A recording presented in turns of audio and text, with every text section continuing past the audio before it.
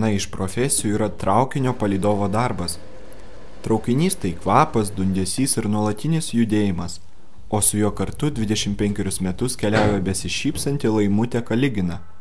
Nors pati gyvena Šiauliuose, šiandien ji traukinio Vilnius-Maskva palydovė, kur dirbama ne valandomis, o paromis. Į greitąjį traukinys numeris 6 važiuosiantį į Maskvą.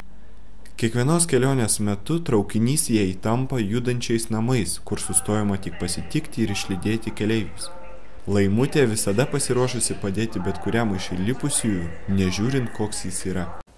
Įsivaizdavau, kad tai čia tik arbatos pateikimas ir pasirodo, tai yra sunkus darbas. Nelengvas palydovo darbas. Įtemptas, sunkus.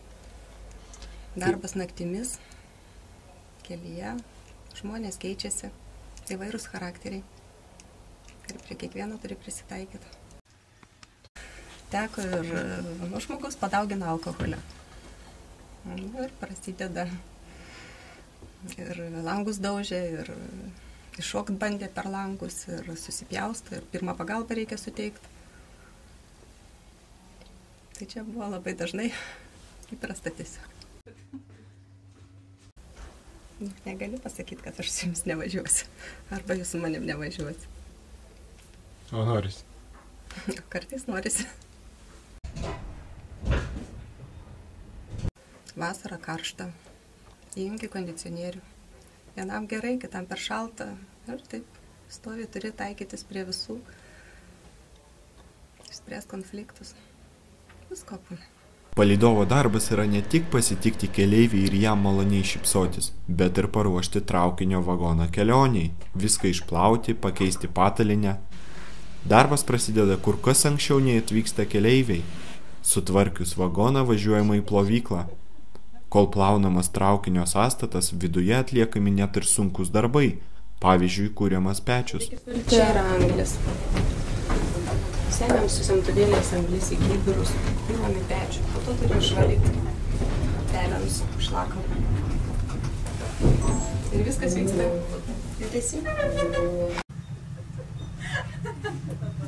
Palydovas dirba viską. Darbas judesyje ilgainiui tampa pavojingas sveikatai.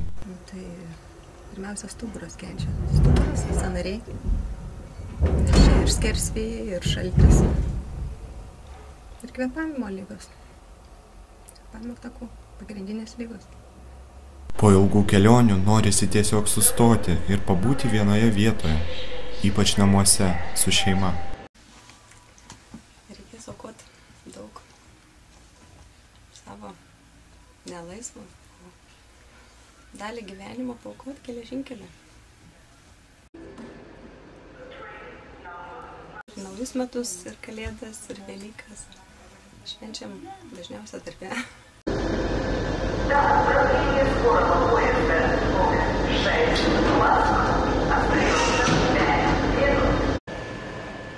Palydovas laisvas, bet įrėmintas bėgiuose.